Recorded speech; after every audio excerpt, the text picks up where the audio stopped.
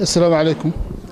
I say welcome to all the guests around here, and in particular to Professor Ndete, Dr. Im from the Universities of Nairobi and California, and the Chief Community Policing from Isli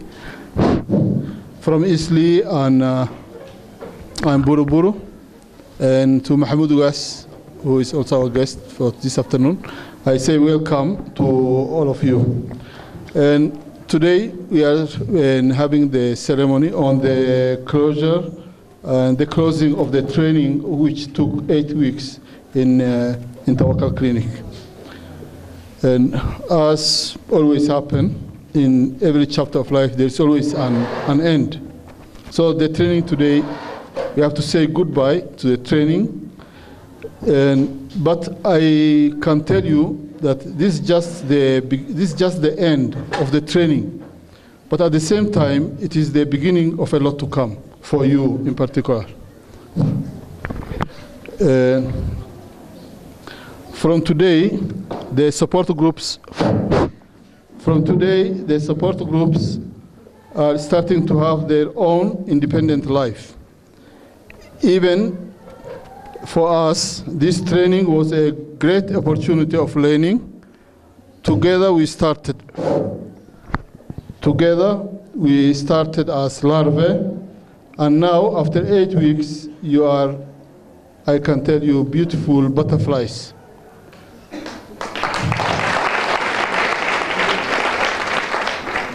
Today, if you see a young boy with scars on his face, and continuously quarreling with some people, you will not just fear and avoid him. If you see a young woman chewing mirror with a low self-esteem and exchanging sex for drugs, you will not just discard her as prostitute or as wasted goods as before you are doing. Now you know that all these are people in need, people who need help, and which we can help if really we want.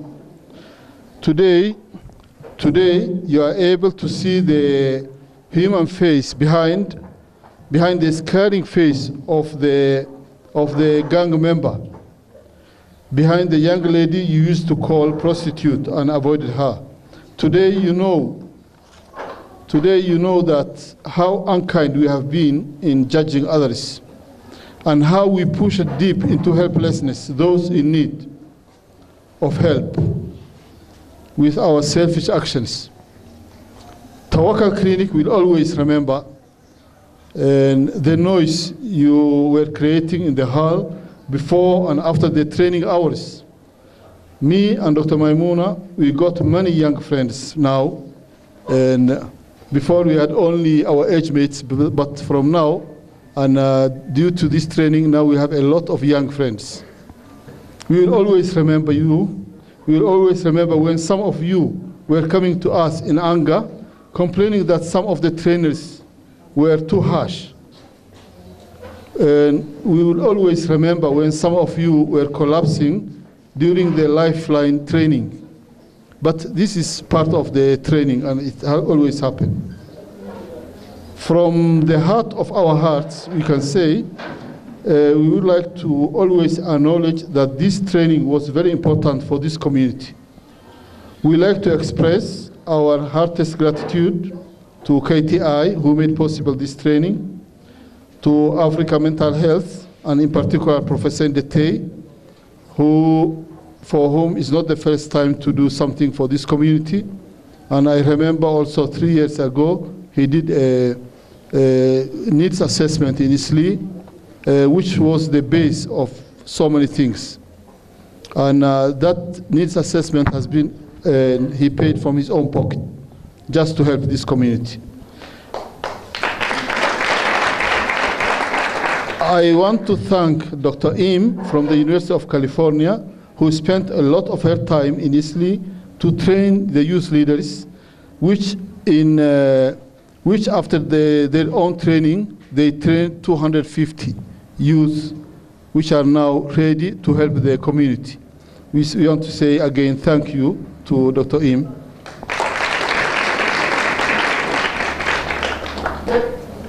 Okay, as I said, this is just the end of the training. But for you and for all of us, it is the beginning of a lot to come. Now your real work is going to start. And I hope you are enough prepared, and we are always with you, and you can count on us. Thank you. Waya Dr. Ada umahadsantahay. waxayna u xigi doonaa gabar noo matali doonta kooxda saxan saxo soo jeedin doonta gabay Hibo Cabdiraxmaan Umar. And poem kan waxa qoray markii oo macallimiinta ka mid ahay, some of you know me, throughout the process akhore. It's English. Meena mukasoo koobiyeenaya, it's mine. I think I koobiyeen.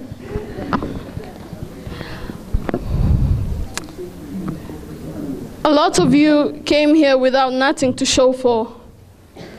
A lot of you came here without knowing nothing. Fear, hurt, trauma, depression written in your eyes. Slowly your eyes started glowing because of the feeling that someone finally understood. Comfort, joy, laughter followed up next. There we had the lifeline, a lot to say and a lot to share. Some of us went deep, but hey, it felt good.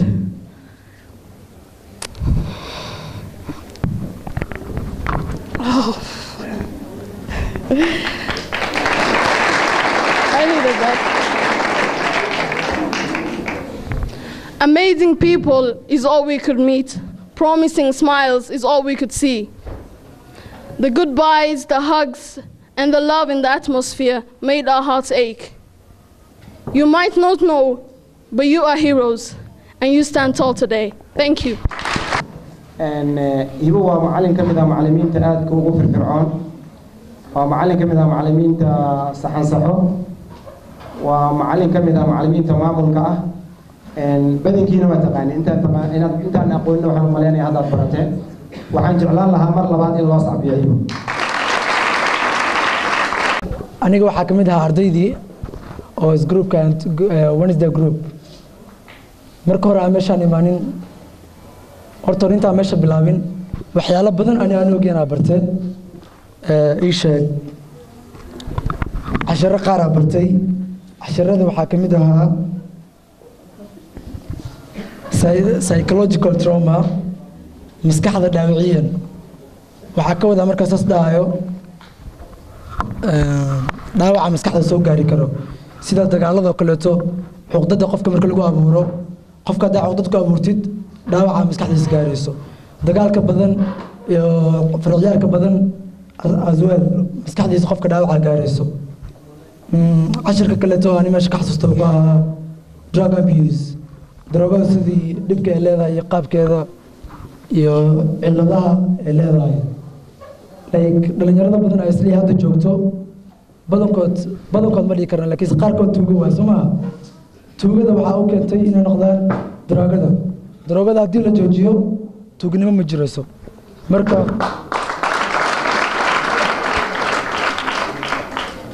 isli xaafad kasta group uu leeyahay group kasta tuugo waa Soomaa marka group kasta tuugo drogada haddii laga ilaaliyo qofka telefoon ka xadaayo iyo qof ku baaranayo iyo qof meel ka mirmaysa ma jiro marka drogada joojino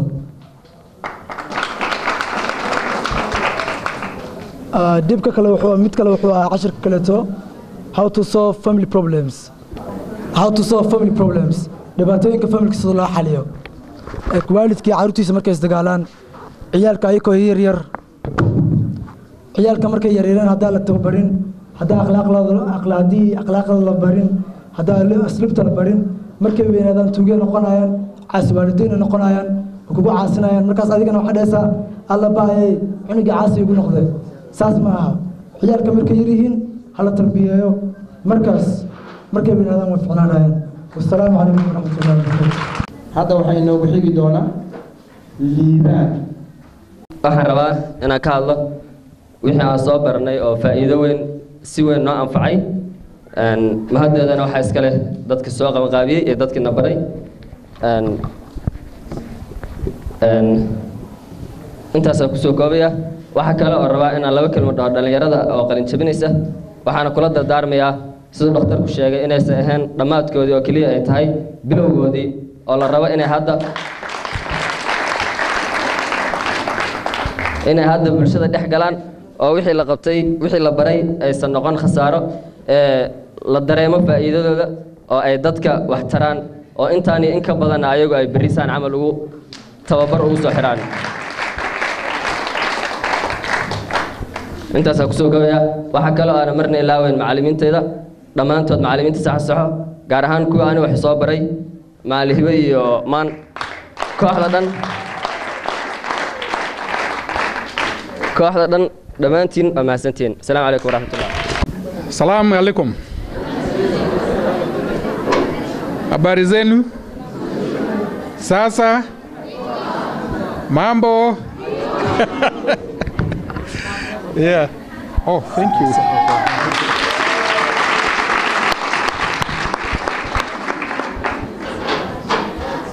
I am very, very, very happy to be here today and to see all these happy, shining faces. I'm so glad that in the course of my life, God brought people like Dr. Abdul and Dr. Maimona to my life, brought Dr. Im from California to my life, and very many beautiful people that I'm seeing here. I think from the point of God, my religion teaches me that I must do whatever I can for people who come from another country and they come to live in your own country.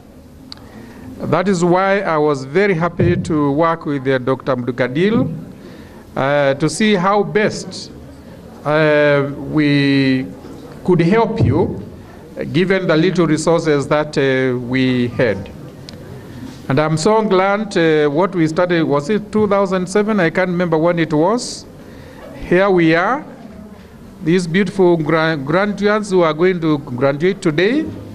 I just want to say I wish you all the best. And I also want to tell you something else.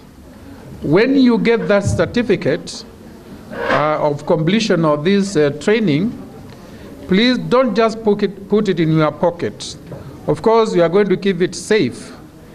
But the most important thing that you could do in appreciation is to go out of your way and look for somebody else that you can help. So that the total number of people who have been trained here can be multiplied 10 or 100 times, because that knowledge that you gained here is not just for yourself, but for other people. Do you promise that you are going to do that? Yes. Thank you very much.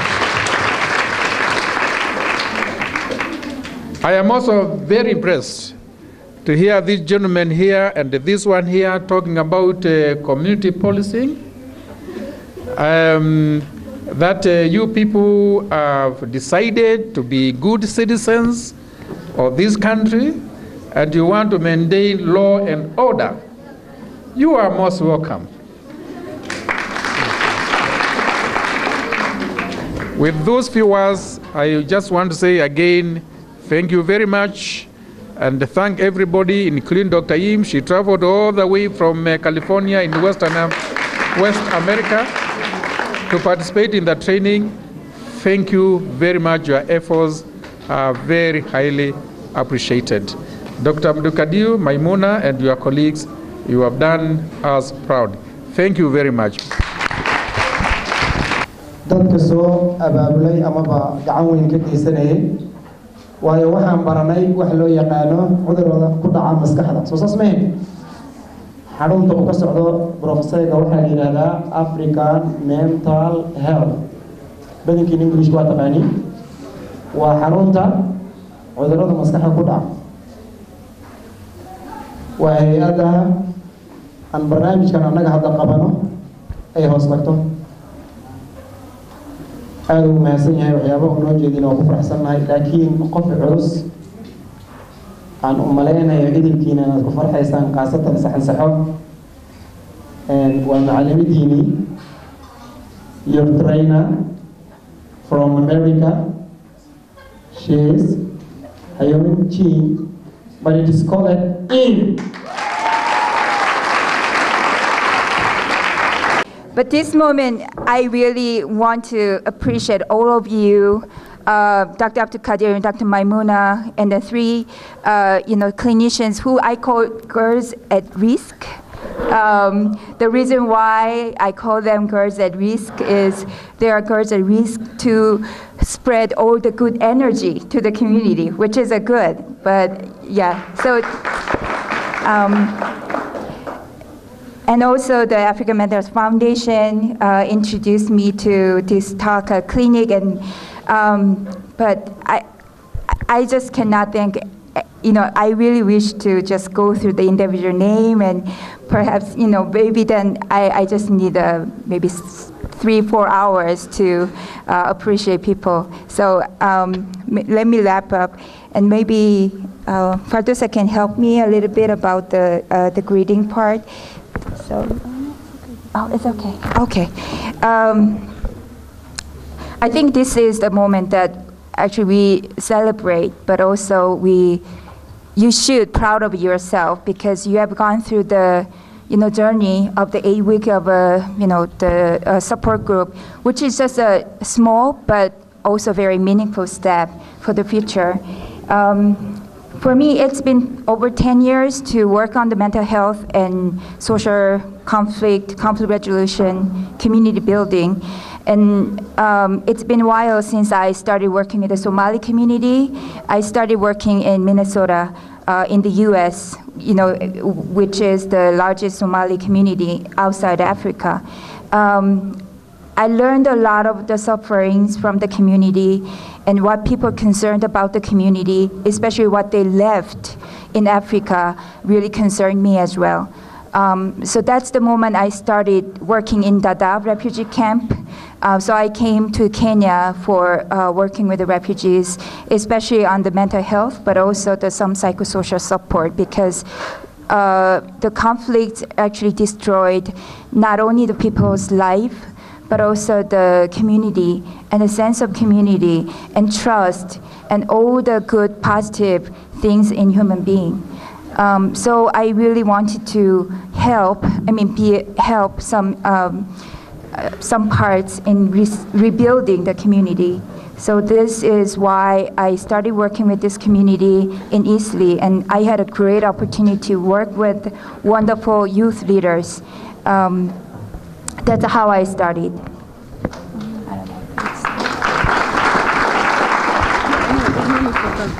Okay. I just want to share one story that just really brought me to here. I met a woman, a young girl, actually maybe 14-year-old or even younger than that, who shared the story when she was in prison. She just caught by a soldier with no reason, and she was raped and tortured in prison, and she was holding a baby. She showed me the broken teeth, which was because of the torture, and also the baby was because of the rape. She shed tears, and everybody in the room was starting crying. So everybody was suffering in a way, and it was so traumatic to listen to. But in a while, just a little while later, she started saying that, it's my first time to talk about this suffering in my life. And then she started smile, which I couldn't believe, because she just talked about torture, rape, all the miserable things that happened to her, and now she feels like she got some support, and she's starting smiling, which was the most beautiful smile I ever seen.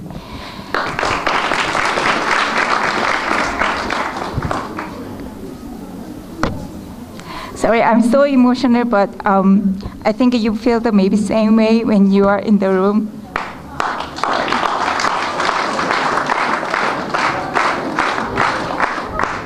But believe me, I'm crying it's because I'm so happy.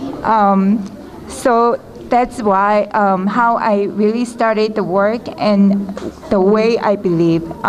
So I hope you go back to the community and share your stories and share how you grow from the just learning really small things. And then I hope we can build more and more, because I trained 30 people here. Now they train 250. Can you see that, how we can expand?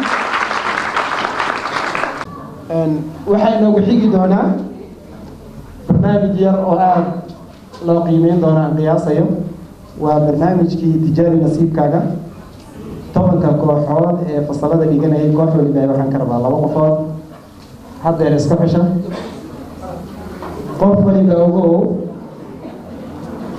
hala aamusa marka hore qof waliba ugu ama ana xulanaya hala wada fariisto 2 qof aan ka xulan doona hala fariisto qof waliba marka halkaan timaado baakadaha halkaan dambeeya qof waliba waa doontaa marka baakada aad tagtid waxaan ka soo qaadanaysaa hal baakad kadib halkaan soo saaraysaa sida loo arko nasiibkaaga iyo wuxuu kugu soo baxay wax waliba oo meesha ku jiro bac ayuu ku dhex jiraa ama bac ayaa dul saaran isku day inaad bacda qabato si aad geedkaada u qabato ama aad kor ugu qaado. Are you ready? We will see whatever comes out for him.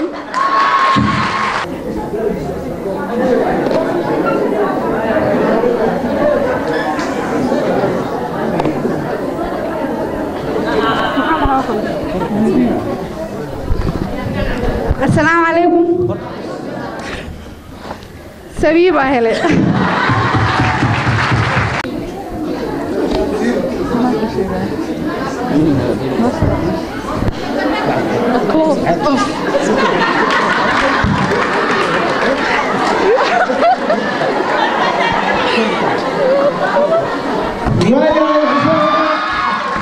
My name's Jamila Abdurrahman, one of the staff of Tawakkal Clinic, and I'll be announcing the best teachers, the best classes, the best dramas, and the best actors in those dramas. Okay, I'll be starting with the best teachers, and I will request the best team to come in front of the audience so that they can be seen and appreciated. So the first teacher is Qasim Noor Mohammed.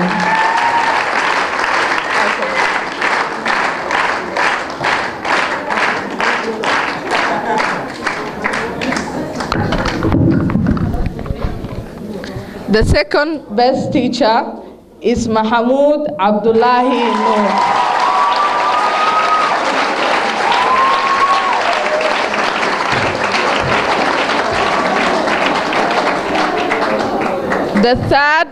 The third best teacher is Hibo Abdurrahman Omar.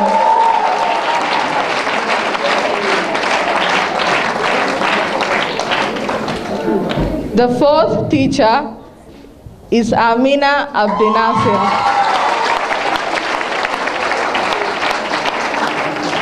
The fifth best teacher is Nasteha Abdi Guled.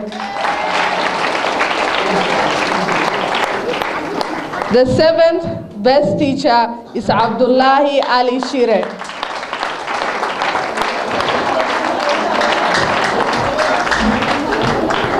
The eighth best teacher is Hiya Mohammed. Now,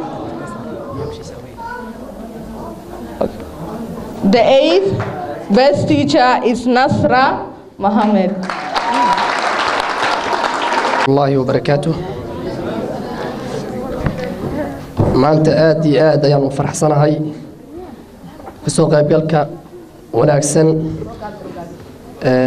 waxaan halkaan mahad balleeran soo jeedinayaa aan soo koobi karin alla subxaanahu wa tacaala alli halkaan iskii keenay tan kale oo xigta gruubka saxan oo doctorka gudoomiye yahay aad iyo aad ayaan u amaanayaa boqolkiiba boqol si oo qaayaha badan ardaydeena oo tababarku soo fuliyeen aad iyo aad wax badan baan ka faa'iidnay tababarkan waana ku faraxsanahay waxaan jeclahay in kulley aan codsanayaa inay saan kusii wadaan arday Soomaaliyeed ku nool Nairobi in tartanka gruubka saan ay usii wadaan oo training u sii socdo waana mahadsantihiin boqolkiiba boqol macallimiinta oo jeedeen qaar baa laga soo xulay oo ugu wanaagsanaa qaarna waa laga tegay ardayda sidoo kale qaar baa la soo xulay qaar baa laga tegay qof waliba ugu booska maanta aad joogtid beri waad ka kormari kartaa dadaalkaaga ku xiran tahay kuwaad ku heleen dadaal ay ku heleen kuwa kale insha Allah waa soo dadaali doontaa ma gaari doontaa booskaas. Ladies and gentlemen, good evening. My name is Mahmoud Abdullahi Noor, and on behalf of my fellow teachers, I am very pleased to welcome you all to this closing ceremony. I would like to take this opportunity to thank our sponsors for supporting us both morally and materially. We came from a long way, both the youth leaders and counselors, before reaching where we are now.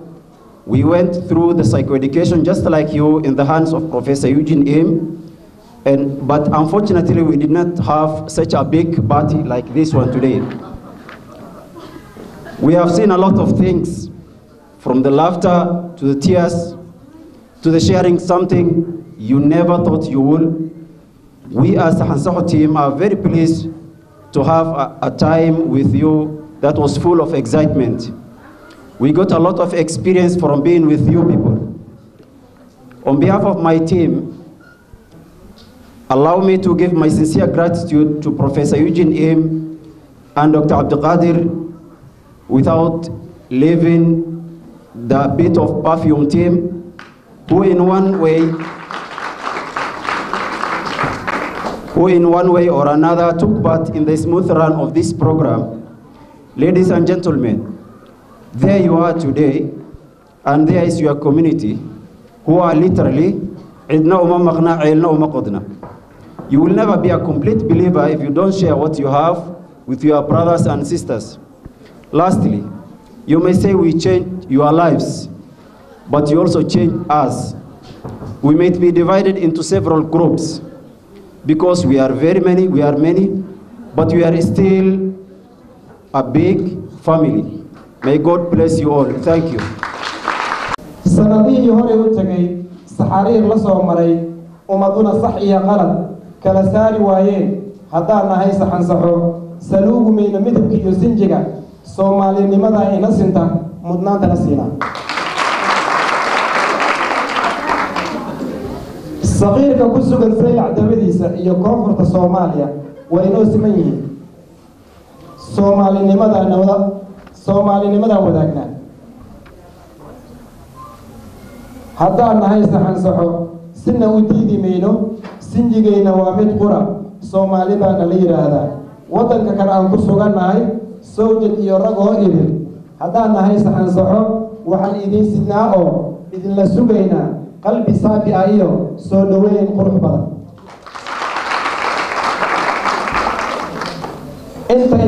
intaan ku sugannahay ee naftu nagu suran tahay Soomaalida badbaadinaa niyadeyna ku sugaynaa sababtuna waxay tahay Soomaali baynu nahay aan suudi karaynin oday waaya araganaho ay niweyn jiraye markaad wadka bood tahay tashigu waa in ka maqane wixii danaabwaana gartee inama waa mooge inaan anigu idin waaniyaa waa umuur xaq ah ardayaha aqoonsada cilmiga aafu waa jahale ijtihaada idinka horkici aradka Soomaaliye akhlaaq xumo iska ogaada waad ku ambanaysaane ma aflaxo ilmaha caasiyo edabta diidaaye haddii aanad akrimin macallimadu kuuma ursamee waa niman ammaan loo xumaa laga ilaashaaye ixtiraam la'aan lagama helo aaye iyo khayray waa ku ilays meel mugdiya aad ku aragtaaye waa ku afkaad ku hadashiyo oo dhaahda liisaane waa ubaxa kii korinayo aaminka ahaaye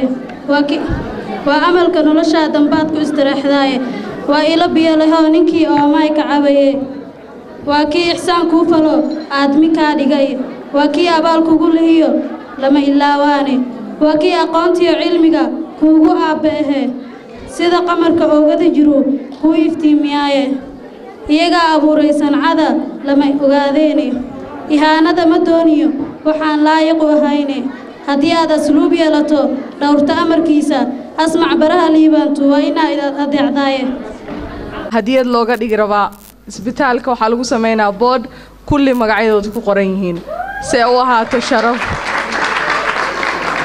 mana ahan dadka kale inay fiicneen ardayda kale waa fiicantiin laakiin markasta waxaa jiro hal qof oo raayo wina hal qof le waaye marka intaasaa ugu hambalyeyn lahaa kooxdaas hadda gabagabadii aa taagannahay Dr. Im iyo Professor Dr. Cabdiqaadir ayaa waxay idin guddoonsiinayaan shahaadooyin macallimiinta special gratitude-ka waxaa waaye Qaasim Nuur Maxamed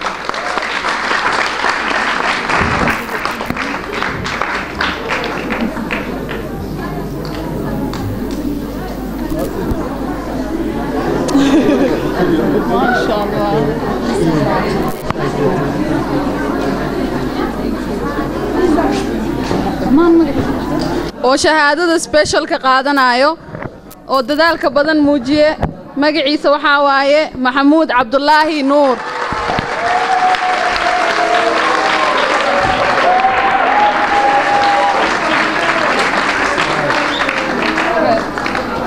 كان مسرح بجنا حاوى عبد القادر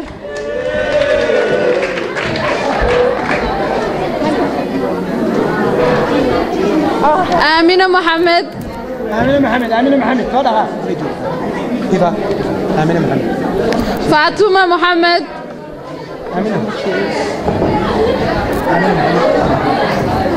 حفصة علي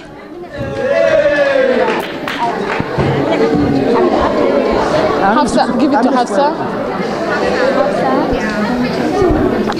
حاوى عبد الله